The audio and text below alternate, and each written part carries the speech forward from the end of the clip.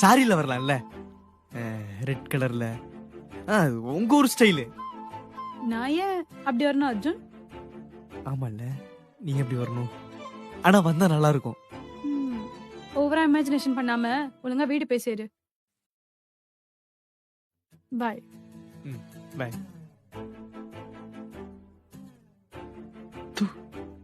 ஒரு பொண்ணு உன்னால கரெக்ட் பண்ண முடியுதாடா?